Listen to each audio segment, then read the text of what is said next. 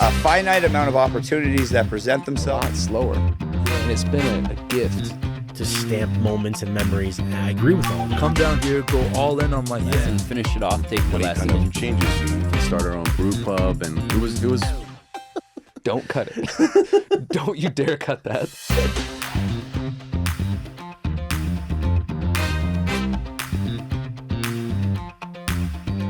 Welcome back to Nemology. There was a time when Sean Tamami's weekends were bottle service, club tables, and chasing distraction. The money was there, the lifestyle was loud, but something felt off. Like none of it was building anything real. So he made a choice. He stopped drinking, he started praying, he shifted everything toward discipline, alignment, and impact. Now Sean leads Infinite Financial Services and helps others get their money and mindset right. This one's about trading noise for clarity, flash for focus, and building something that actually lasts. Let's get into it. Sean, welcome to the show, man. Glad to have you on. Thank you. I'm glad to be here. Man, I known you as a friend first, but then I got to know you and I realized you've done some crazy things in your life. Yes, I don't look as smart as I am, but I actually went to school for a long time thanks to parents. They really pushed me and my brother to go to school, get education. Yeah. That was their number one priority for the kids. And Persian parents, right? So Persian parents, you got to go to all of them. school. You Yeah. have to be a doctor or engineer or a lawyer, or else you're no good. Yep. So I was older than my brother. I Yeah. told him that you're gonna be a doctor because I hate blood and I hate hospital. I'm gonna study engineering, and that's that. Yeah. So So you started in engineering. I started engineering. I was 16 years old when Shah Iran was basically forced to leave the country. Yeah. So the country went under a huge revolution, as Yeah. you probably know. My mom was from royal family, so we weren't feeling safe to be in Iran. And luckily, my dad had a contract with the World Bank, Yeah. with actually IMF, International Monetary Fund, Wow. Okay. for about 5-year contract. And based on the contract, it could bring us out of the country, saying that we're going to go back, which we never did. Right. But thanks to my father, who sacrificed his own pension, life, everything my parents had, we left it in Iran and came back to the United States Yeah. to study and to establish a life here. So where'd you live? Where'd you live in the States? I studied, I came to U.S. back in September 1985. Okay. We stayed in a hotel in Georgetown for over a year because Yeah. my father wasn't sure if we're going to be in Germany or we're going to be in the United States. Yeah. Then we decided to be in U.S., so we decided to stay in Maryland. My parents have a house in Potomac, Maryland, which I was raised the whole time Yeah. in Maryland. I was 16, went to high school for about a year and a half. I graduated early. Yeah. Went to Montgomery College, which we all got started. All the kids from Maryland. We go from Montgomery College, then go to Maryland. I ended up going to Montgomery College. Did 2 years there. Then my father basically said, "You got to get all straight A's, otherwise I'm not paying for your school." So the first 2 years in Montgomery College, I was getting all A's because even though in Iran I never really studied because my family, they were really rich. They were very wealthy. I never thought I would work a day in my life. Yeah. But when we came to the United States, things changed. We started from scratch, basically. Right. And I saw how my parents sacrificed everything for me and my brother. I had no choice to be educated and to become the person that my parents could be proud of. So in Iran, I was a complete fuck up. I'm not gonna lie. I would get D's and my dad said, "Can you at least get a C?" And I was like, "I'm trying," but I wasn't studying. I wasn't doing anything because I never thought that would work a day in my life. But when I came to US, things changed. So my first job, which my father was against it, I was passing newspaper. It was a delivery newspaper. Yeah. And back then it was no cell phone. It was no internet. So imagine the Sunday papers. There were a stack of crazy heavy papers. You got to pass them with all the coupons. So they give you a little list, like a cheat sheet. Yeah. Like apartment A2, you got Times, you got this, you got that paper, and I got to deliver all this stuff to this neighborhood, right? Yeah. So I did it for a couple of weeks, and then I'm like, that's a lot of work. So I started, the training younger kids that were 15, 14. Okay. Like, I'm gonna teach you guys how to do it, and I'm gonna be your boss. So my management skills started developing at the age of 17. Okay, that's early, yeah. Yeah. So after 6 months, I had the entire neighborhood working for me, and I was passing out the flyers. So that was my first job. And the second job, I was working as a bartender and as a waiter in a restaurant. No way. And my father came in and he's like, "My son, you were like a prince in Iran, and now you're working in a restaurant, serving alcohol." I'm like, Dad, this is not my job. This is just a temporary job as a student. Like everybody else in America, they're all working. Yeah. I got to work to pay for my stuff because I pay for your stuff. All you got to do is just go to school and that's it. Yeah, that's right. My father actually used to follow me to make sure that I go to school and go to library. I remember one time I lied to my dad, and I'm like 18 years old. Yeah, like, yeah. So I told my dad that I'm going to go to the library, and it was Friday night. Yeah. And he's like, you're going to go to the library on a Friday night at 9 p.m. I'm like, yeah, Dad, I got to study. So my dad actually followed me to go to see if I'm going to the library, which I didn't. I was in parties and then clubs. All of my friends that were older. Yeah. So I used to party with them, and I came home at 2 a.m, and my dad was waiting in the basement, fully dressed up. He's like, so son, how was library? Oh no. I looked at my dad. I'm like, I didn't go. I couldn't lie to him. He's like, don't ever lie to your parents, okay? So cut the story short, I started as a,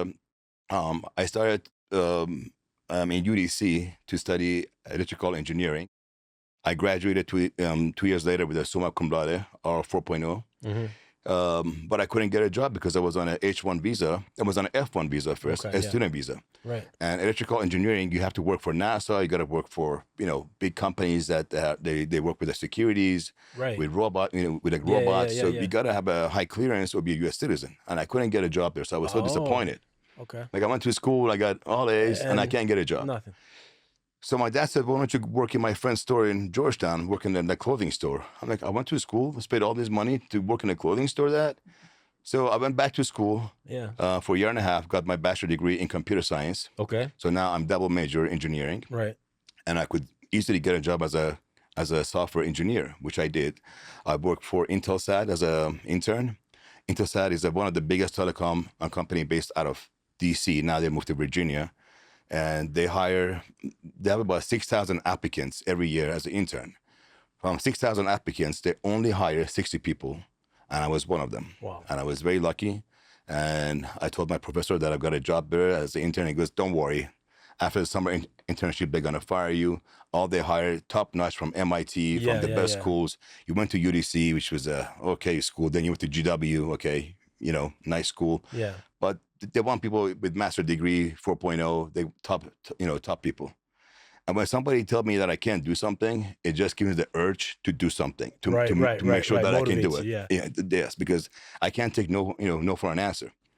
So I worked my butt off this summer internship as a summer internship. Yeah. Summer intern, and at times I took my blanket to work, even though I was getting paid $8 an hour, which wasn't enough to even pay for my gas or my car. Yeah.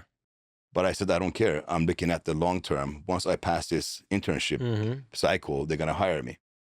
Everybody told me they're not going to hire you. Guess what? I worked day and night. I proved myself. My boss was from IBM. That came to Intelsat, who was a Black American. And he taught me a lot. He says, I'm colored and you're a minority.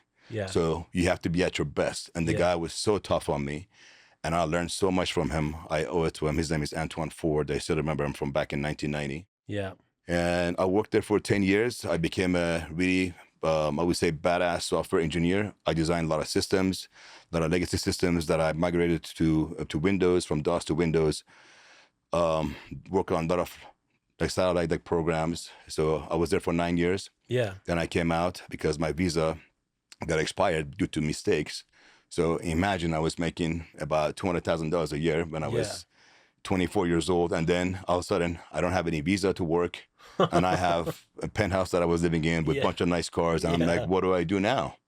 So my resume sucked before because when you graduate from college, when you see a resume, it's just half a page. I got bachelor degrees in computer science. I got bachelor's in electrical engineering, but then no work experience. Yeah. You can't say I work in a bar. I was a bartender. They don't give a shit about that. Right. So working at Intelsat, it actually built my resume. Right. And because it's one of the biggest telecom, it's like working for Google or IBM or Apple. So you're noticed where you're working. And then I applied for a bunch of jobs. I got 6 contracts without showing my visa or anything. And I doubled the money that I was making working from home. So I was working 3 different jobs, same hours, but making 3 times the money. Oh, man. So it's because I had no choice. I didn't want to file for bankruptcy, just lose everything. I was like, I gotta get a job. Get yourself out, Exactly. So that was quite a nice ride. Learned a lot. And again, my parents really forced us to study. It wasn't a choice, and I'm really happy that my parents did that. Nowadays, people give a lot of choices. Like, if you want to go to school, don't go to school. Back then, we didn't have that kind of choices. We get spanked if we get, you know, Yeah. if I got a B, my dad's like, what's wrong with you? Yeah. What's wrong with You have a stupid- nice yeah. house, everything you want. Once you get an A, well, I'm trying. Yeah. But then I learned that I had no excuse. So I had to like prioritize my life. Like, I'm at a party. I want to have my nightlife with my friends. I like to have girls around me. But at the same time, I have to always stay focused and know that my priority is my job. Because without a job, without having money, it's like you have no status. Yeah. So there's no point of having everything else, right? Yeah. That's right. So went on a nice ride. Then I started opening my own IT company. I started with just myself and 2 of my best friends. And of course, they didn't know anything about IT. They were just my best friends. And I wanted them to work with me and grow with me. Mm-hmm. Didn't work out too well, but No. I wrote the software that American Online bought it for $3.2 million at the age of 26. I put all the money back in the stock market. A year later, I had about $10.5 million in the stock market. So imagine 28 years old, you have about 10 million, and I was living a life of a rock star. Yeah, My yeah, father yeah. always told me, why you need a Lamborghini? Like, my friends were saying, is he a rock star or is he a drug dealer? I'm like, Dad, look at my resume. Look what I'm making. Look at Yeah. the stock market. Yeah. So I put a lot of money into stocks. I got lucky. I'm not saying that I'm a best stock, Yeah. trader in the world. I don't even have my Series 7. I got lucky buying a lot of IPOs, and the IPOs just bloomed. I sold and I made a lot of money. Yeah. But then I started, taking risk because I wanted more and more. Like, human greed doesn't stop. Right. So I put all that money, about like $3.2 million became $10.5 million within 2 years. And within 3 weeks, I lost $10.5 million. I lost everything I had. Filed for bankruptcy, Chapter 7 bankruptcy. Holy shit. Yes, it was, when you have money, sometimes you lose your identity. Sometimes you forget where you come from, and you Yeah. forget your kindness. You forget who you are, because money kind of changes you. You get to become powerful and you want to do things. So I had bodyguards behind me, and I wanted this and I wanted that, and just being a Everything. dick. Yeah, I yeah, was yeah. just being a dick, and, and my mom kept saying, you have to be humble. You have to appreciate people, appreciate what you have, Yeah. and give back to the society. I'm like, Mom, it's right here. I don't need anything and anybody. It's all over here. Yeah. So being cocky, got me to a point that I lost everything. I actually went to jail for speeding. I lost my job because I messed around with the CEO's girlfriend. I mean, he was married, but he had this girlfriend on the side, and Yeah. I ended up hooking up with her. He found out, and he gave me a raise, and then he fired me. So now I became a real bitch, because now I want a high salary, and I'm not making that salary, so I'm Yeah. not working. I'm not gonna settle. Yeah. So for 1 year, I had to lie to my parents that I have this greatest job. I used to wear a 3-piece suit and tie, have breakfast with them. They would go to work, and I would jump in bed, cry for about half an hour, thinking what I'm gonna do with my life next. Yeah. So, it's been a rough ride, but what I learned that America is a land of opportunity. Yeah. I don't care what people talk shit about this country. Right. This country made my family who they are, made me Mm-hmm. who I am. They gave me opportunity, and I appreciate it.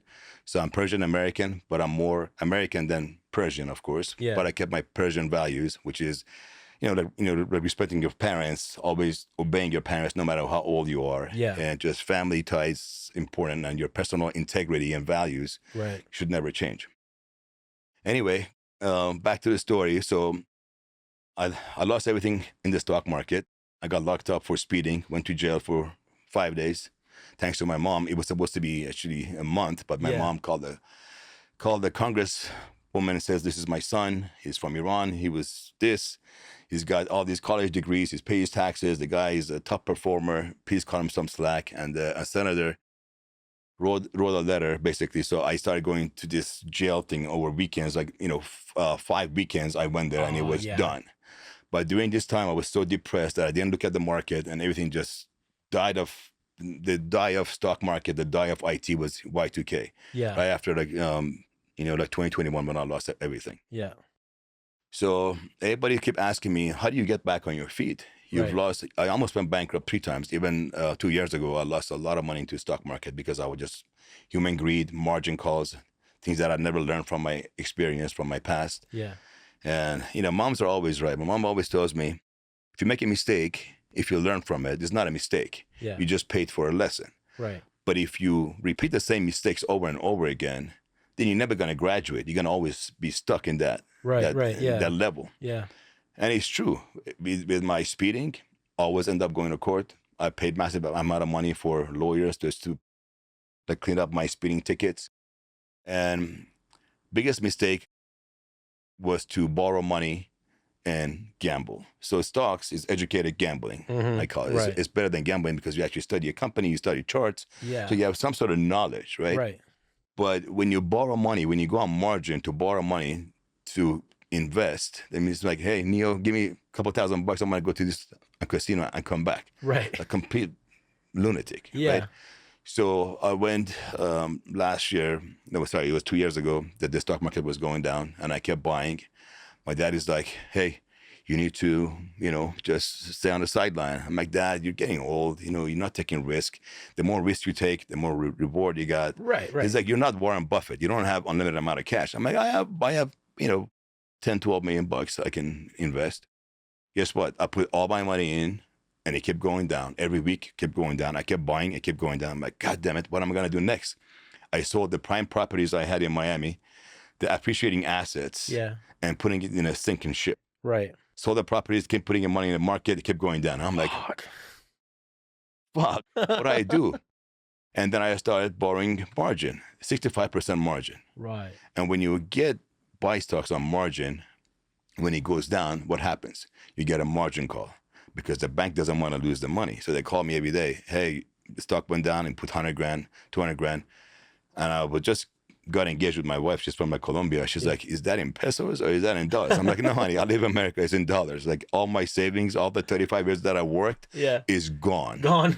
So I was suicidal and I was very mad at myself because I tell people what to do. Yeah. But when it comes to me, I do the complete opposite.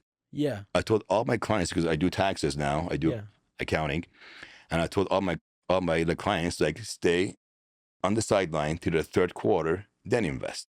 Guess what? January, I was bored, keep buying, went down. Then I was bored. Let's put 10 mil on it and hope for the best. Tesla was my biggest, it was the most money making and the biggest crashing stock that I ever had. So Warren Buffett says, you don't buy or sell Tesla, you just look at it.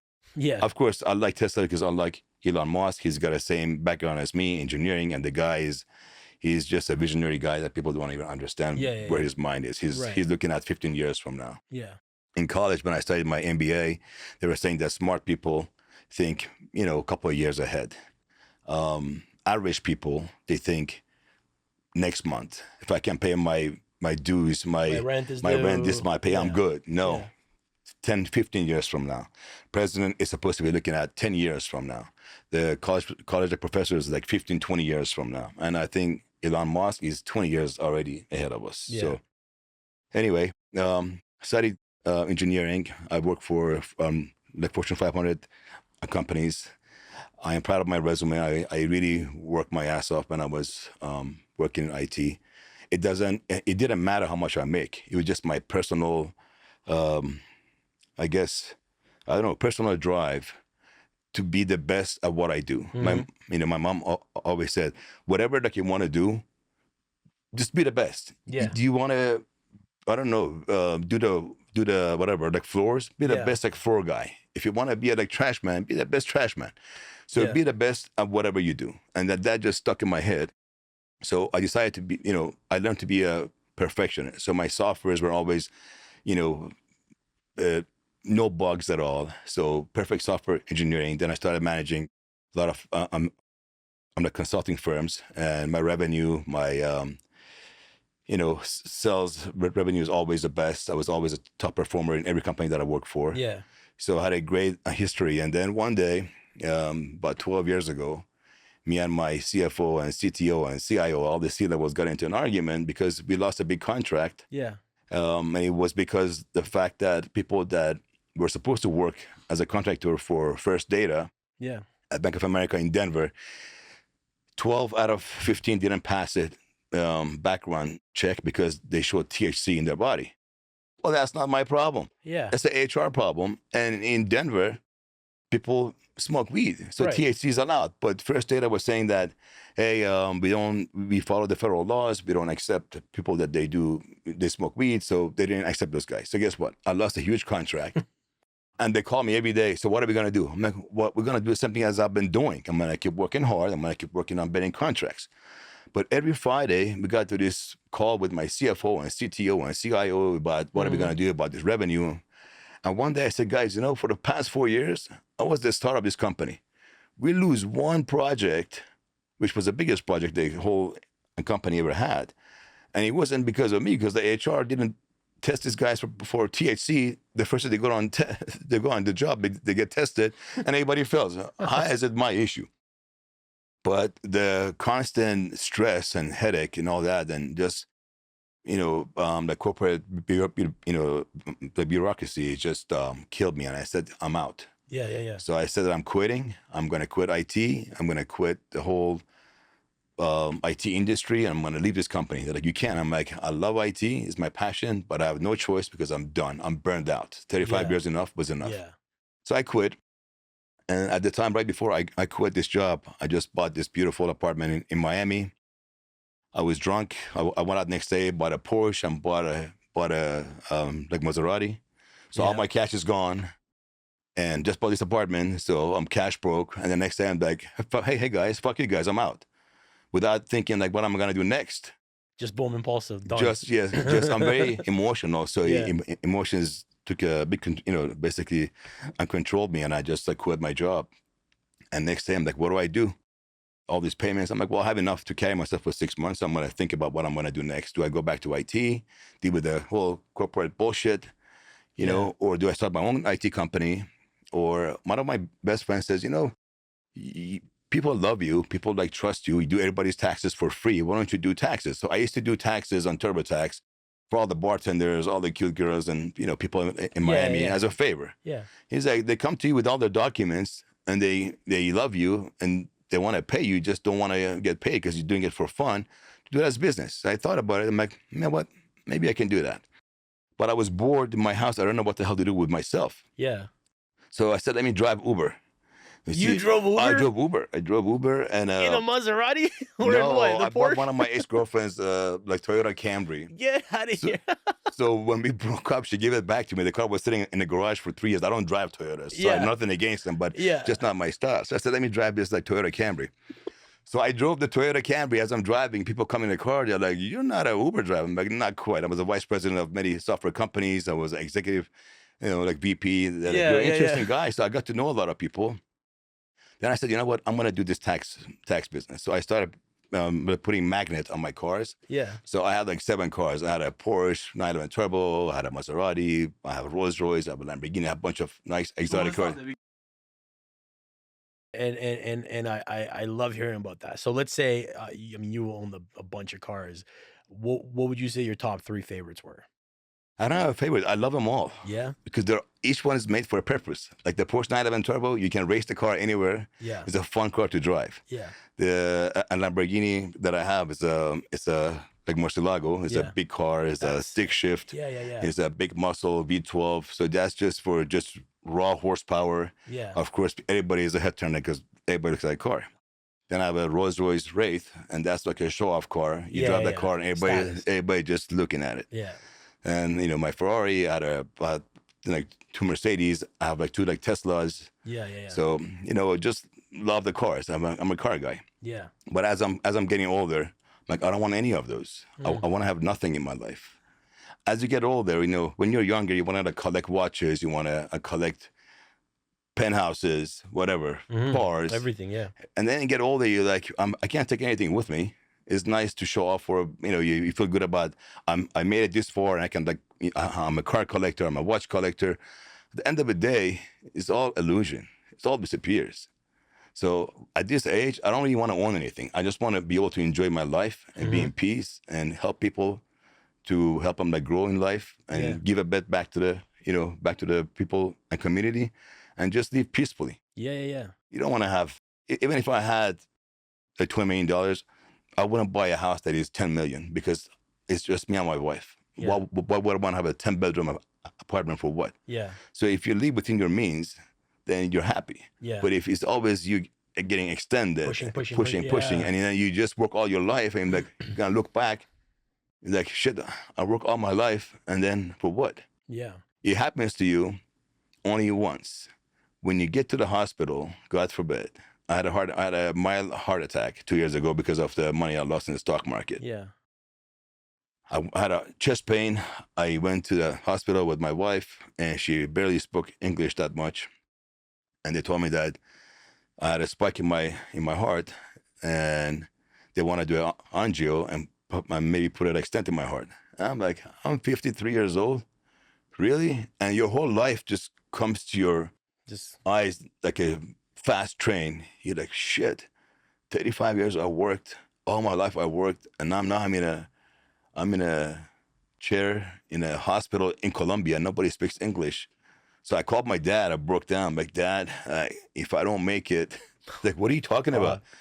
They told me I had a heart attack, mild heart attack. Yeah. And tomorrow they're going to do this and that. He's like, I'm coming. My dad, don't come here because it's a long flight for you and I got to get this done. So I broke down and I told my wife now, I was like, I can't do this today. I got to go home. So I went home and I thought about it. I'm like, it's like life is so meaningless. Yeah. You work so hard, project deadline. When I was working for IT, you have 20 different master project plans for different, like portfolios. And you got to track the resources. You got to manage the deadline, manage a budget, do all these stuff. At the end of the day, you're in a bed in a hospital and you're just hearing this pulse, like beep, beep, beep. It could be just flat, beep, and you're gone. Yeah. And what are those customers doing for you? What are all those deadlines you meet, and you're the top performer for all the countries, for all the companies, all the like trophies you have, beating the President's Club. What are those? Right. It's gone. So I learned that none of those matters. You just need to be happy, live with the minimum that you can be happy with. Right. Not buying a house that you can't pay the payments. You gotta stress out, like, I gotta get up tomorrow. If I lose my job, I'm gonna lose my house. Yeah. So I learned a lot in the past like few years, and it really hit me when I hit 50 years old. I never thought that I would talk about age because I have a young heart. You can see that I live my life every day like tomorrow doesn't exist. Yeah. But after 50, you start thinking like, okay, well, I got to change some of my friends. I want to be friends who are like positive, who are successful, who we think the same mind. We're not always a leech. I always carry a lot of friends and pay for everybody. Yeah. And I thought it was cool for a while, but then it became my duty. Yeah. So it's like, when you don't, they're like, you don't. What's going on with you? Right? Yeah, okay. Yeah, but you pay for your own bills. Yeah. So went through a lot, learned a lot, and I drove Uber, as I mentioned. So that made me like realize how hard people work to just make a couple of $100 if they're lucky. Yeah. So I realized that there's more to life than just making money and spending money. Mm-hmm. Anyway, I put the like magnets on the car for taxes, for credit repair, doing that. And then I started getting a lot of like customers. At 5 a.m., I used to put a hat on, put a backpack on, passing out the flyers to people's car. Imagine my neighbor said, this guy's got almost $2 million in cars. And he's passing out the flyers with a backpack at 5 in the morning. Yes, yeah. But you got to do what you got to do to make your business grow. Because once you open your own company, you're the CEO, you're a CFO, you're all the C's, and you're a hands-on labor. Yeah. So from marketing to advertising to all of that, it was just me. Yeah. I ran that for about like 3 years. Then I got established. I started doing a lot of taxes for the like nightclubs, which I like the clubs and I like the nice hotels. So all the hotel employees, they started coming to me. I did a lot of work for a bunch of high-end hotels. Mm-hmm. And of course, customer service has been always my number one priority. So when you give a customer a best service, they always come back to you no matter what. Right. I answer my phone 2 in the morning, 1 in the morning, asking me tax questions. I'm like, it's 1 in the morning, but here, I'll tell you what it is. Unless I'm drunk or we're partying or I'm with my wife, we were passed out, I won't answer the phone. But if I'm answering the phone, I'm going to tell you, I'm what's right, what's wrong. Anyway, any other topics you want me to talk about? Because I have a lot to say. But this is the one that just shot. I mean, I just literally found this out right now. You were the CTO for the IRS. I was a chief technology officer for the IRS, for also U.S. federal courts. Wow. I designed their software system. Again, software was my passion, and while I was working for Uber. Actually, I designed this system with big data, like I'm yellow cab. So as you're like driving down the street, Yeah. there's a barber shop, and you like a barber shop, so you like click on it, it pops up, and it passes from Uber, will pass your information to the barber shop, from barber shop to you, so you can actually book your appointments, Right. and make the connection, and then I get a percentage because I made the referral. Right. Barbershop, restaurants, clubs, all of that stuff. So I wrote this 5-page presentation to talk to Uber, to like tell them that I want to get this software to you guys. Yeah. And the CEO is a like Persian guy, and he was very like conceited. So he said, "Well, talk to my counsel." I talked to them. They liked the idea. They offered me about $3 million for the software, but my deal was I'll sell the idea for 5 years, and you have to hire me to get this implemented, because software was my passion and this was my Right. baby. I Yeah, wanted to yeah. design it. They're like, "No, it's not gonna work. We'll give you like $3 million, and we're gonna own it, and we're gonna do it our ways." And I'm Okay. like, "Well, that's not gonna work." So it didn't work out. But before I go there, I paid 20 grand to get the idea patent. So it's patent, and it's been 15 years, and Uber cannot touch that idea to put the LCD in the cars to display ads to do Yeah. that. Anyway, so as part of working for Uber, this idea started like coming to me, and talking to people, and I started to put a lot of money into my accounting company. Yeah. So now I do like taxes, I do accounting, Yeah.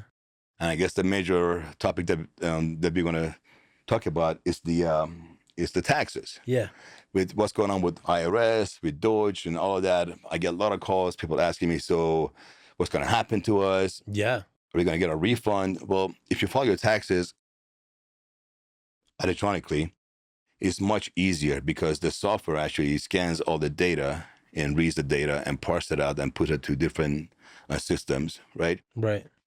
So it's no manual review. It's all done by software. If Right. things checks out well, and you don't have like massive expenses or write-off, then the software will basically pass it through, and you get your refund on time within 21 days. Mm-hmm. So to answer people's question that while people are getting laid off from IRS, do I get my refund on time? Yes, absolutely. If you file on time, file like properly, you're going to get your money. You're going to get your money on time, Yeah. within like 21 days. And IRS is actually pretty good in calculating interest. So if you file late and IRS owes you a refund, they're actually going to pay you the refund plus interest. Oh, wow. So that's a thing that is really good about them, that they pay people back with interest. Okay. Now, as far as the reduction of forces, that means there will be less auditors. Okay. But what does that mean? So do people go and just mess up their taxes, or just lie on the taxes because there's no auditors? No, that's Right. not how it works. It's going to be a lot of AI tools involved. So the software will basically scan your tax document, will dissect it, and go through every line item. And if things are abnormal not within a certain range, then we get a soft audit. That means they will send you a notice to your house saying that I need this information. For example, if you have certain expenses, they're going to say, "Show us the proof of expenses or the proof of payment." Right. You never give IRS access to your account. Okay, that's your personal stuff. You don't give them access. If you want to give them certain receipts from your account, we can just get your statements, highlight what you want to highlight, and give them that. Don't give the full account information. First thing. Second is people are afraid of getting audited, and like audit is a big mess. It's not really a bad thing. It's a headache. It's a tedious work, but it's not end of the world. So if you get audited, don't panic. People call us to fix audits. I mean, on average, I probably fix about 25 to 35 audits per year from different companies. So most people, they use the TurboTax because they don't want to pay an accountant. They want to save money. And these people are pretty smart. So they go to school, they're educated. They're going to say, I can do my own taxes. I can go to like TurboTax, just type in the form, and that's it, which is true. But there is no creativity in such work because IRS is passing all the rules and regulations through the software, enforcing it to you. And all you got to be doing is look at this screen and type the screen prompts. So there's no accounting. So why do people go to school to become an accountant? Right. People don't think about that. They just think about, I'm not paying somebody $1,000 to file my taxes. Right. So they go to like TurboTax, and the biggest flaw with that is that there's an option, there's a series of questions they ask you, do you have any non-reimbursed employee expenses? Okay. And most people think about it like, well, I pay for Uber, or I drive to work, I pay for gas, I cut my hair, I pay for my dry cleaning, so all this stuff is tax write-off. Well, the government already gives you a standard deduction of $13,000 for like single and up to like $25K for a couple. This standard deduction will cover your basic write-offs. So if you have more than that, then it becomes an itemized deduction. That means you have to itemize all your deductions, and IRS looks at that very like closely. If you have a mortgage on your house, we can write that off. If you have any out of pocket like medical expenses, those are a good write off. Any like charity work that you do, any charity your contribution, you have to document it. The charity must be established as a charity company. So you can't just say that I donated $5,000 to this company and you have no EIN number, you don't have any address. That's an easy audit. So if you follow the rules, you don't get audited. And audits happen in a few ways, okay? So you may also get audited just by random pick. It's like a lottery. So the system will go and pick the file number 2036. Whomever that is, they'll get the documents, they just look at it, manual review. If it looks okay, or they have some questions, they will send you a notice saying that show us this receipts, or we need this documentation on this and that, and you have time to get it, respond, and that's that.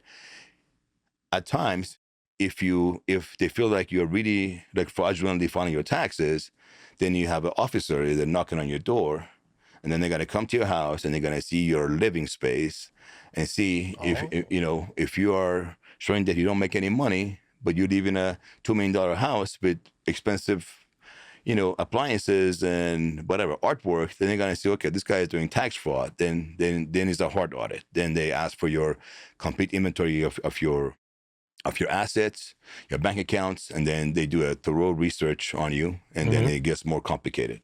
So my suggestion to people is that always file your taxes on time. If you file on time, there's less risk of chance of getting audited. Right. I'm a tax guy, but I always file late because I'm so busy helping other people. Doing everybody else, yeah. I always file an extension and I file late. But if you do things accurately, you won't have a problem. Yeah. Okay. Now, there are a lot of loopholes in the IRS system with the rules and regulations, which I can get to it in different times. Yeah. But this time that I want to talk about two important things that people actually will benefit from. One is that if you owe taxes to the IRS more than 10 years, there are certain guidelines that you can exercise to make that a wash. Wow. I had a client that came to my office. She is still on my website. She came to me, she started crying, saying that her husband was into selling drugs, money laundering, and she had no idea. She found out late. The guy went to jail. And somehow she has a $280,000 bill with IRS because of all the 1099s the guy was passing out or passing in, money laundering that he was doing. IRS caught up to it, and he's in jail. So she got the bill because she's on a tax return. Right. And she came to me, she's like, Sean, you're the magician. I heard you're the best. Can you help me? Like, I don't know, but I can study your case and I can tell you what I can do. So I studied for about a week, and I called her and I'm like, come to my office and I can make all that go away. It's like, it's impossible. I've seen so many attorneys. I'm like, I'm not an attorney, but I know the system and I know the law, and I know deep IRS secrets about how things are done and what are your rights as a taxpayer. So I had her sign an affidavit, and she paid me $10K for my time. And within 2 weeks, that money was completely disappeared Wow. legally Yeah. by using her rights. So that's one thing, that if you owe taxes more than 10 years, if you pass your 10-year, timeline, then there are ways to say, hey, I'm not paying it, and you can't collect it. It's going to be a wash. Wow. So for people who owe a lot of money in taxes and he's past the 10-year marker, you can give me a call, and I can help you guys out, and you won't have to pay him anything. So what you're saying is, don't pay taxes for 10 years, and Well, then they call come you. out. No, I'm not saying that. That's it. I'm not saying that. Even now, so a lot of people that they owe student loans. So Yeah. if you have any federal debt, Yeah. you can't get your refund. The IRS will intercept your refund. So let's say that you do a refund of $8,000, but you owed $4,000 on your student loan. Mm-hmm. As soon as you file your taxes, when the refund that comes in, IRS grabs the money, gives it back to the student account for your past debt, and then give you the delta. Mm-hmm. And you get a notice saying that we have intercepted your refund. It's been applied to your past debt, and the rest is right here. Right. So IRS is getting tough with that, and that's Mr. Trump basically wished that everybody has to pay what they owe to the government. Yeah. So you have to file your taxes. If you owe money on your student loan, you have to be current, because if not, they will take it from your tax refund, and they also go after your salary. So you may get your salary garnished if you owe them. The other stuff that taxpayers should take a look at. Also, going forward, I think most of the taxpayers are not that organized, including myself. I'm a tax guy. I own a company, but I'm not going to carry my receipts every time that I go out. Yeah. I don't collect my receipts. It will be a house full of receipts. So the best thing that people can do nowadays with the cell phone, just take a picture of your receipt. Create a folder, have some categories: office expense, travel, gas, lodging, meals with clients, time that you travel to meet a client. All of this stuff is tax deductible if you have a side gig or if you have a sole proprietorship. Right. So you can write off all these expenses properly. Mm-hmm. Right. So the concept of tax shelter, which Trump mentioned that he knows about tax shelters, he told people, hey, don't do too much tax shelters because you're going to get caught. So tax shelters is this. For example, if you ever go to a mall and you see a store that is not making money, but they got employees that have to pay rent, and how do they make it? Well, the guy who owns it, he's probably a millionaire because he's making money from other areas. Right. And he just opened this as a hobby. We can write off all his expenses for travel. He can have his a family member work there, put everybody on the payroll. Yeah. And if you're losing money, that's fine, because you have a big revenue income from other verticals in your business. Yeah. So you just write off all of this stuff to lower to be in a much lower tax bracket, Right. so you pay less taxes. Yeah. That's the concept of tax shelter. But you have to be careful, because you have to play with the rules, like what Donald Trump does. Everybody is talking shit about him, like the guy is a crook. No, the guy plays with the rules. You buy distressed properties. Yeah. Right? So you buy them at the right price, then you rehab them, right? And you can put them for the rental. As a rental of the property, you can do all the depreciations of all your appliances, get a huge tax write-off, while your property going to go up in value in 10 or 20 years. Yeah. You're lowering your taxes. So in 20 years, you sell the property and you probably get 20% more than what you paid for. So you're double dipping almost. So you got to play with the rules. You buy rental properties. If you make a lot of money, don't pay taxes. Buy rental properties. Invest. Yeah. Buy and sell. If you're flipping, you buy a house, you sell it, then you do a exchange for them, then you buy another property. What about buying a Cullinan? Same thing. Yeah. A lot of people. They used to spend money on Hummer because of the car is over certain weight. Yeah. You can do a tax write-off. You can do all of that, but if your car is used for business, then you just write off for business. Even the regular. Yeah. Business expense. Anyway, do's and don'ts. So the two things that you can take away from this conversation. One is, if you owe more than 10 years on your taxes, don't pay it. Call my office or talk to a real senior CPA, and they know how to take it off. if you owe money to IRS for the past 3 or 4 years and your income has decreased and you have a hard time managing your life and paying the expenses and then paying IRS, then there is an option. It's called offer on compromise. Right. So you give them an offer of compromise, saying that I owe like 20 grand, but here's what I make now. Here's my expenses. My disposable cash is this much. And they work with you so they can settle. Let's say you owe them like 20 grand, they can like settle for like 5K and then give you like a time to pay it. They would put you on a payment plan to pay for it. So people should do that. If you owe money on taxes, don't go on just payment plan, paying high interest to IRS.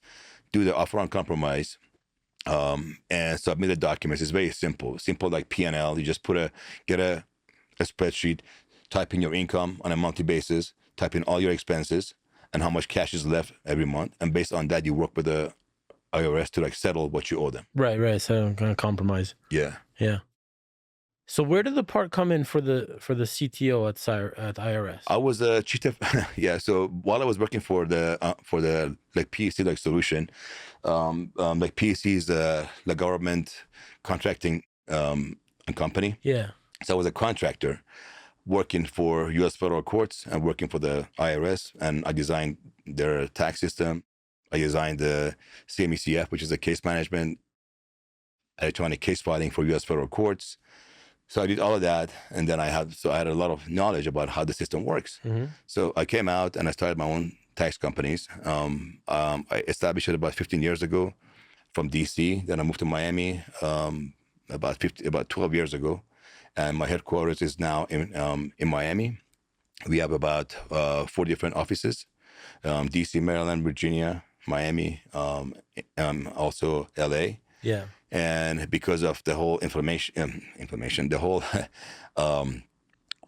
inflation and cost of labor is gone up. Yeah. I was able to successfully outsource most of my staff in Colombia and in Venezuela, which helped me a lot to bring the overall cost down. Yeah. So I kept the pricing for the past 4 years the same, even though everything has gone up at least like 20%.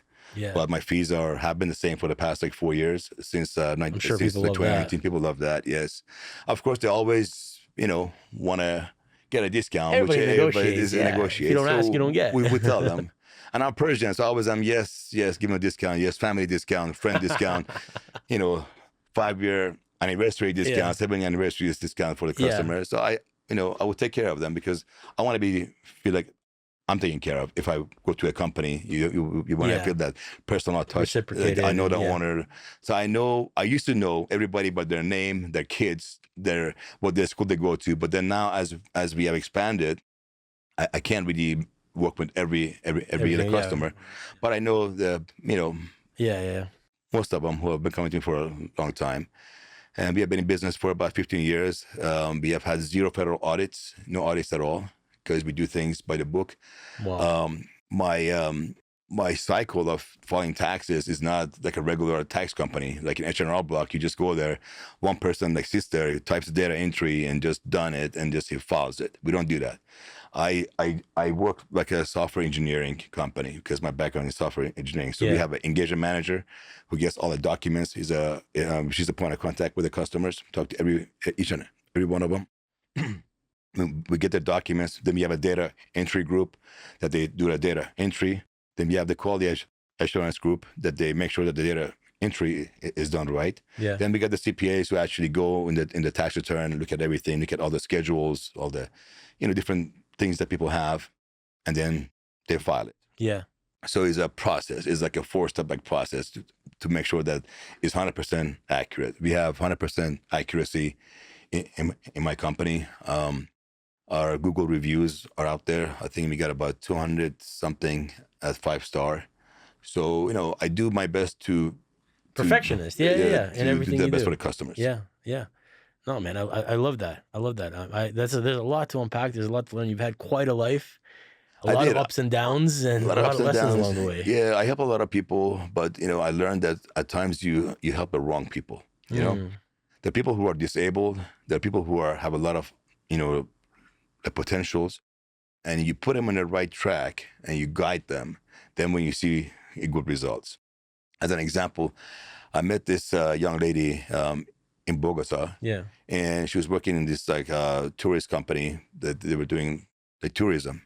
And I told her like, how much money do you make here? She was like, I'm making 6 pesos per hour. I'm like, that's like $1.25 per hour. He goes, yeah. I'm like, you speak English? Broken English. She says, yes. Like, okay, I can work with that. I'm like, do you want to work for me? She says, yes. Like, okay. So we worked together for first like 3 weeks, and every day I'm like, Evelyn, I want to kill you. I want to kill you. Because I talk fast. Yeah. Sometimes I stutter. Yeah.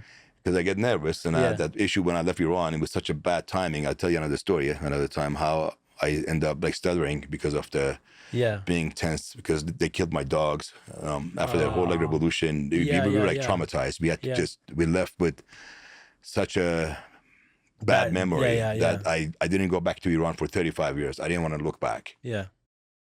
But, so I talk fast, I stutter, I have an accent, and she's an accent. So I said, you don't look stupid to me. You look actually smart. And I think you're smart, but you don't understand English. She goes, not quite. I'm like, well, you should tell me, because I talk fast and I think you get it, but you don't get it. And I'm thinking like, why she's not getting this? And I'm scratching my head like, do I just open my door? Like, anybody come in, you get a job, which is true. I help everybody out. Yeah. But I learned that she's actually have a lot of potential. She's just not getting my language. So I had my other staff talk to her, and I told her that, when you have language barrier, you should use AI tools to write good emails. I don't. When I write emails, I'm just, because I'm, one-man person, I just type it in. I don't even read my own writing, and I send them like, oh shit, look at this spelling error, and I'm so unprofessional. When you if you're an American, you read it from a CEO a document and you have a spelling error, like, who the fuck is this guy, right? Like, he's illiterate, but I'm not. I just don't have a lot of stuff going on in my head, and at times I think so much faster than I can type, so I'm missing some stuff. Yeah. And anyway, this girl, it became a top performer for my company, and I'm so proud of her. Wow. The emails she writes to the customers, I'm like, wow, like, perfect email. Shout out Evelyn. Yeah, I'm like, can you start writing my emails? Yeah. So I gave her a job, I gave her an opportunity, and she jumped on it. And now she's making 4 million pesos per month. She's supporting her dad. And I asked her, what's your biggest goal in life? He says, I just want to make my dad proud. Mm-hmm. And I'm like, that's the girl that I want to keep. Yeah. You're going to be in my team, and I'm going to teach you how to get to the point to make your father proud. Yeah. So now she became one of my top producer. My wife, to mention, she went to like medical school at the age of 15, but she has some health issues, some serious health issues. So after the third year of medical school, they didn't let her to go to school because her white blood cells were so low. So if you catch a virus from the hospital, you may die, and we don't want to be responsible for that. Yeah. So she was like, I don't know what to do in my life. I have to go to school. I'm like, you want to work with my company? She says, sure. So, she learned the whole business within 3 weeks.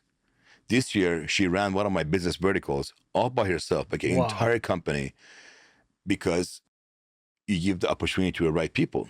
That's it. And now, instead of medical school, she's running my whole company. She's doing taxes. She's talking to the customers. She's talking to the IRS. I'm looking at her. I'm like, I'm retired. I'm good.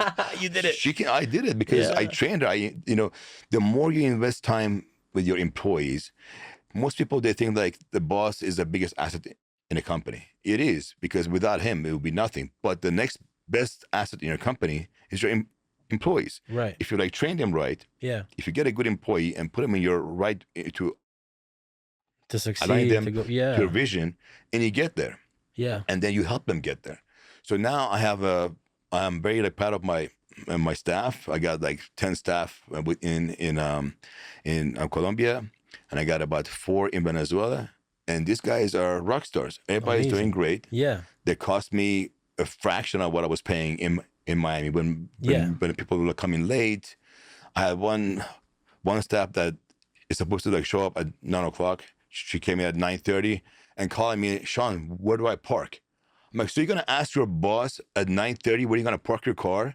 Sorry, park it up your ass and don't come over, don't come to work. Have a nice day. You're fired. When do you do that? No, the whole job market has been completely changed in the last couple of years. I notice it. Like, you used to be able, at least I remember when I was going to get a job, like you're kind of like tense a little bit, you're a little bit scared, you're trying to like do your best. Nowadays, people come there, they're like, all right, they're like shopping you. You know, they're like, I got 5 offers. I don't care about this. I don't care about you, but I'll be here if you make it easy for me. Otherwise, I'm going across the street to this guy, and that's it. And because I feel like there's such a shortage of like good people, the turnaround is so high that you end up just hiring like whoever just to fill it for a couple months, and then you know you're gonna have to replace that. Yeah, and it's a worse feeling because you spend time with them. You invest time and energy, and then they're gonna go, and then the customer is like, well, where is Sarah? Where is this guy? Where is that guy? Yeah. So we had one lady who worked for me for 5 years. She was a best employee. Yeah. But she called me in January 2nd, like, Sean, I have good news and I have bad news. I'm like, well, January 2nd, there's no good news. What's the bad news?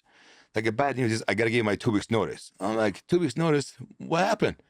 She's like, well, I'm pregnant. I'm like, well, that's great, but why are you quitting? She goes, well, last year I had a miscarriage and I didn't want to tell you because I was depressed. I'm like, but you can always tell me. You've been for me for 5 years. I've been like a father to you. It's like, yeah, but my doctor says don't tell anybody. I'm like, I'm not anybody. So I was very pissed at the beginning. Like, what am I going to do with January 2nd when I was counting on you to run this whole company? Yeah. So, but I said, there's no point of getting upset. I mean, she's having a baby, which is great news. So the good news was she's pregnant. Right. I'm like, that's great. So that's the great news. But the bad news is that now I'm like just by myself running people that they all speak Spanish. I don't speak Spanish. Mm-hmm. She basically was an interface between me and them. Yeah. I tell her what I need. She would cascade down to all the staff, to all the managers, to all the like employees and get things done. Mm-hmm. Now I don't have that anymore. So my wife said, you know, I can learn. I'm like, honey, Sarah has been with me for 5 years. Like, she knows a lot of customers. Like, they love Sarah and they love what she does. And she knows everybody like very intimately. Yeah. It's like, I can learn. Like, okay. She worked 4 weeks, my wife, and she picked up what Sarah was doing for 5 years. In 4 weeks, she learned it. And now, like, I don't touch any work. I just talk to high-end customers if they have any issues. Yeah. So I'm very proud of my wife. She's my pride and joy. She's a lot younger than me. She's gonna be like 21 in about 2 weeks. Yeah. And when I told my mom and dad that my wife is, you know, at the time she was 18 years old, my mom like, you're 50 years old. What are you gonna do with 18? I'm like, she's not an average 18 years old. I'm not a normal 50-year-old guy.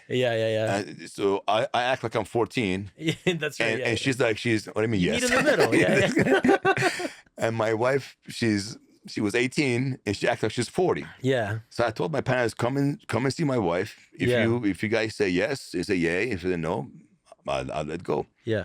So both of my parents came to like Medellin and they saw my wife and they're like, marry her. She's an angel. I don't know what she sees in you, but marry her. So I'm married. I'm happily married. She's great.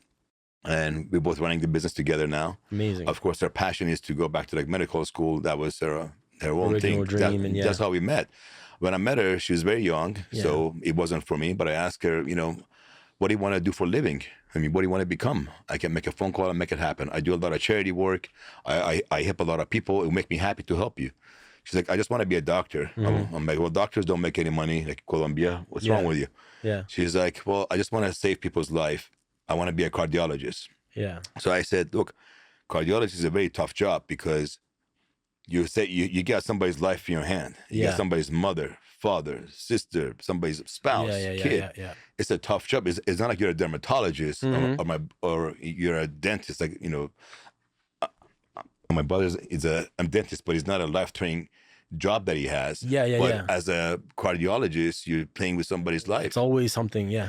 I'm like, I'll pay for your family. I'll pay for your school. I don't want to see you because you're too young for me. She was 15 years old at the time when I met her whole family. Yeah. But I said, I'll put money in the escrow. As long as you get all A's, your family going to be taken care of, and you're going to be taken care of, and I pay for your school. Wow. So ever since she got all hundreds, I'm not talking about 92, 93. Yeah. Every single exam, every curriculum, every topic, she got 100. Even the school was like wondering, like, what the hell? We don't have, like when the average test was like 75, 70, she's at 100. So she would fuck up the entire curve. So people at school like, hey, you know, like hating on her. And I talked to the dean, and the dean is like, we've never seen such an intelligent person. She is the first one in the entire school history that gets all hundreds. She got the scholarship from US and in CES, which is a private school here. And unfortunately, she couldn't like carry on because of Continue the with it, health yeah. issue she has, which Wow. kind of broke my heart. But I said, hey, when one door that closes, there is 10 more always open. So No, now you can always. run my company. Yeah. Now she wants to do maybe a spa, like A medical spa. you Yeah. know, spa or something else. But everything that she touches, she'll learn from me that you got to be perfectionist. Yeah, that's right. Like everybody mess up in taxes. Like even we have people, they do data entry and they do a quality check. They still mess up, even typing the forms. Right. She doesn't mess up. Yeah. My wife has never had one mistake. So I tell my staff, how come I got one employee that makes zero mistakes and you guys make a little bit of mistakes here and there? Why? Because your lack of attention. Mm-hmm. You have phone next to you that is going off, Instagram, Yeah. you know, Snapchat, Facebook, Yeah. all the alerts. Like I don't care, but it's not, even like when I'm working, I don't answer my phone Yeah. because I'm not at people's mercy. I am doing what I'm doing, and when I'm done, I'm gonna call you. But and she does that. So being focused, having your you know, being extremely like focused is what's making her successful. So my goal is to have all of my staff to become independent, to become established, to learn what they have to do, be the best at what they do, and the rest comes in. Love it. Love it, man. Let's do a rapid fire round. I'm going to ask you a bunch of questions. Sounds good. Book that changed your life. Traveling, migrating from a book that changed my life. I Yeah. don't really read books. I hate reading books because I have HGAD. Yeah. And when I went to the college, I had a whole library of books. But I'm gonna be honest with you, I never read them all. I never finished a book. But what made me successful is when I'm in a class, I always sat in the front and I paid 100% Attention and focus to what he had to say. If I learned it, I learned it. If I didn't learn it, that's it. I'm not studying. It's just not sinking in. But I made sure at that time I put 100% focus. I never skipped a class in my entire life. Yeah. I was hanging out with a lot of cool people. They skipped classes. They did a lot of parties, this and that. But I never skipped a class ever in my life. Always stand in the front, always focused, learned, walked away. Amazing. What would 18-year-old you say about you now? I have a lot of friends actually that, you know, like when I go to like DC area, people are like, you're Sean, you're the legend. I'm like, what are you talking about? You got your first Ferrari at the age of 22. I'm like, how do you know? Like, I was a little kid and I was always like looking up to you. I'm like, well, I work hard. My parents didn't pay for it. My father was against it. My dad is an economist. So for him, a car is to go from point A to point B. Yeah. He had nice cars, but he wasn't an exotic car. He had like a Mercedes, he had like an Audi, but not a Ferrari or a Lamborghini or a Rolls Royce. Yeah. So when I did all those cars, my dad is like, what are you doing? Like, this is such a lavish lifestyle. But this is who I am. This is who you are. And that was me and my dad always had a big conflict. Until 6 years ago when I went to Iran with my father. Yeah. And we got so close that we're like, now we talk every day, 4 times a day. My mom talk every day. Yeah. Breakfast. Mom, yes, I have my breakfast. Lunch, yes, I'm not starving, Mom. You know, parents are always parents. Yeah. But having good parents and also being responsible towards what they did for me, they sacrificed their whole life. So I had no choice but to be a good son, just to make them proud and to kind of give back to them at some point. So then an 18-year-old you would be proud of you, who you are today. Yes, because when I was back in Iran, I was a complete fuck up. I'm not gonna lie to you. I barely studied. I was young and I was Iran. We had a lot of money, so when I never thought that I have to work. Yeah. When I came to US, I'm like, everybody's working so hard. Kids are working in McDonald's or whatever. It was like Roy Rogers back then. You know, everybody's working. I'm like, so I work in a Italian restaurant. Yeah. And I was a waiter, so I was carrying trays, and you know, I was like, man, I used to have people like I had a chauffeur in Iran. I had my own maid, my own chauffeurs. You know how people have a maid here, have everything here. I had my own chauffeur, my own maid, my own this, and now I'm serving food to these people. Yeah. And I work in a like restaurant that it was back in, I don't know, it was like a redneck area. So people like redneck and they see a Persian guy with dark complexion. So it was tough. Yeah. But I learned to work with people, you know, like personality is almost everything. being educated is good, but if you got to have a personality to get where you want to get. No, that's true. So I tell everybody your attitude, how you interact with other people is where it's gonna get you. Being in Harvard school, getting all A's, you're educated, but getting a right job is up to you. It's up to your. It's how you're built. Yeah, it's your like DNA. What's your biggest red flag in a person? People that don't work. People have no responsibility. I've had a lot of friends in my life. Yeah. And they want to have a life that you have without working. Right. Like, I have a nice life. I think I have a good life. I can't complain. Yeah. Even as young ages of my first job, Intelsat, I was making $8 an hour as an intern. Once they hired me at $35 an hour. Yeah. And after 2 years, I was making $150 an hour. About $150 an hour to like $200 an hour. So your life changes. You start buying things and you have more successful. So, but people want to be like you without really working. So it doesn't work that way. Yeah, they want to skip the work. They want to skip the work. It's like not going to the gym. You know, Mike coming today, Sean, you've been on the right track. Let's go to the gym. I'm like, you're right. Yes, let's not be lazy. So you have to get up in the morning every day, no matter how tough it is, look in the mirror and say, I'm going to make the best out of it. Yep. What's the best money you ever spent? I took my grandmother on a very nice vacation to like Miami. My grandma had cancer. Yeah. And at the time I was making a lot of money in IT. I bought a lot of stocks. Stocks were like blooming. Yeah. So I told my mom, my whole like family that I'm going to take everybody down to Miami, 5-star hotel, limousine, this, that. My mom is like, what are you doing? I'm like, Mom, it's for my grandma. She had cancer. She was like in her like late 70s, almost low 80s. And I'm like, how often do I get a chance to spend time with my like grandma, who she was my whole life? Mm-hmm. So I took the whole family to Miami, Fontainebleau Hotel. I still remember, got a jet ski, put my grandmother on a jet ski on the ocean. And when we came back, everybody was clapping. So that memory, I'm getting like goosebumps, was the best money I ever spent. Was on my grandma and my whole like family to take him out on a nice vacation. Oh, that's amazing. Then the next one was to help my wife to go to like medical school because I changed somebody's life. She was from a great family. She's from a great family, but didn't have any money. Yeah. Dad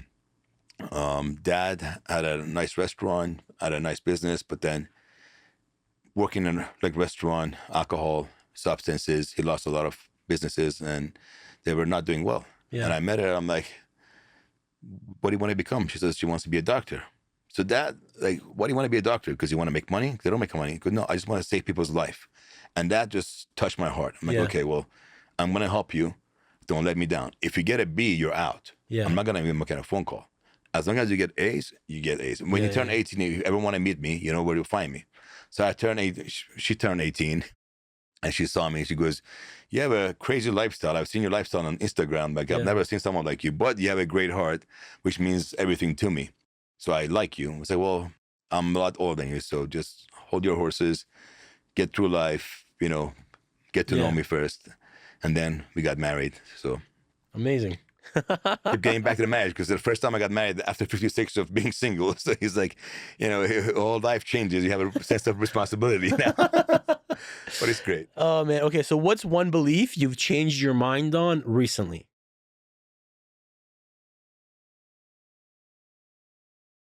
I think the whole, like facade about being successful and being greedy and having things. Mm-hmm. Like I said, I wanted to have the best penthouses in Colombia. I wanted to have the best penthouses in Miami. I wanted to have the best exotic cars that I can afford. Of course, there's a Pagani, there's Bugatti, there's higher people. But if I wanted something, I wanted it, and I got it. Yeah. But when I hit 50, I said I had a little heart issue, and just changed the whole perspective of life for me. Like, live within your means. Just be happy with what you have, not what you're going to become. Yeah. And just live within your means. If people learn that, really, they'll be a lot happier. Wow. But people around you, your whole society, Instagram, people that they put a lot of things on Instagram with the illusions. Like, I've seen people on Instagram and I'm like, this guy is a billionaire. He drives this car and he has a helicopter. He's got a private jet. Yeah. But I do their taxes. I'm like, so how is that? He goes, that's just for the girls.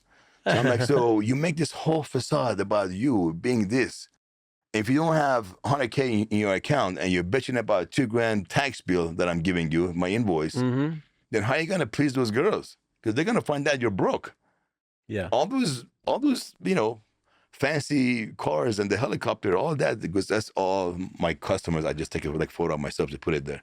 So I guess Instagram and your surroundings are very, a whole social media. Yeah. If you just stay off that and live your life, you'd be a lot happier. Yeah. Social media is both causing a lot of problems. Oh, for sure. It's People want to just interact, compete with each other. I went to Miami. Every night I was different in the clubs, bottle service. I wanted to be the man. When I look at it, I'm like, what the hell was wrong with me? Of course, I had a great time. Don't get me wrong. Yeah, for sure. But at this age, would I go spend $10,000 a night in a table? Yeah. I don't do that anymore. Yeah.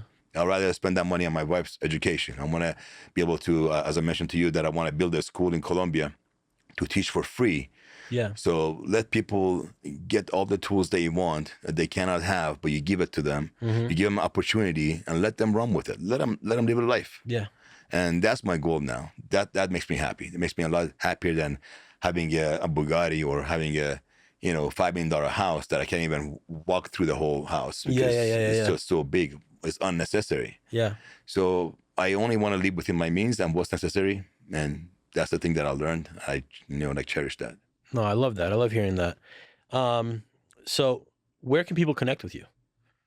Well, my cell phone is there. I'm always answering my cell phone. My number is 305-915-3446. Boom. If you call me, I answer the phone. But if you ask me dumb questions, I'm going to let you know. I'm very straight up. I have no filter. Yeah. That's why I left the whole corporate America, because I don't want to live with filters. I want to be complete transparency. I'm going to tell you how I feel. And if you don't like it, go to H&R Block, file your taxes. Yeah. Right? And my email address is Sean@ifscorporation.com. That's ifscorporation spelled out.com. And I can answer any kind of questions people have with taxes, with what's going on with a tax system, with the school system. I can, give some insight. Yeah. Amazing, man. Amazing. I love it, bro. Thank you. If you had 60 seconds, message to the world, what's your message? I like to promote humanity. People are losing the whole humanity. Yeah. Everybody's out for themselves. And I don't like that. It's things have changed. I think personal integrity, respect for elderly, respecting others is all important. Humanity. Just do things to people as you want to be done to yourself. Don't do anybody wrong. Yeah. I've never, honestly, I've done a lot of shitty things in life.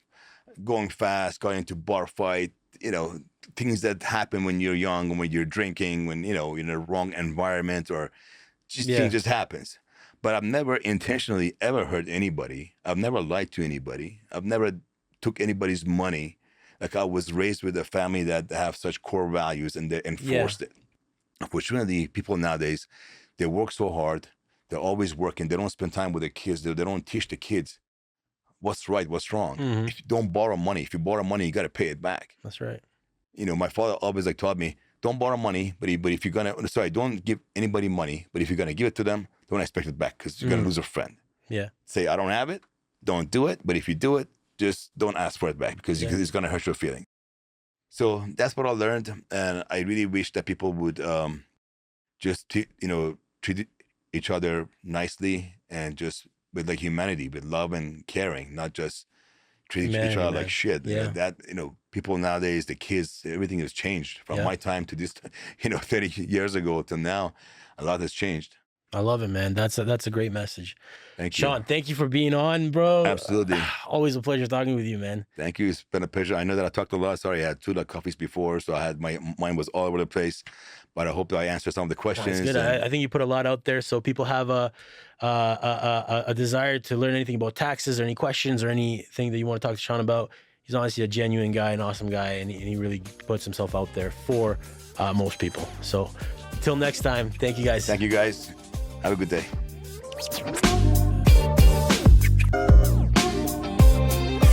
That was Sean Tamami. What stuck with me wasn't just the business success. It was how intentional he had to become to even make that possible. He had to walk away from the noise, from people, places, patterns, and choose clarity. That takes more than discipline. That takes conviction. There's something powerful about a man who turns down the volume of the world. just to hear himself clearly for the first time. This wasn't a story about money. It was a story about alignment. And this is Nemology.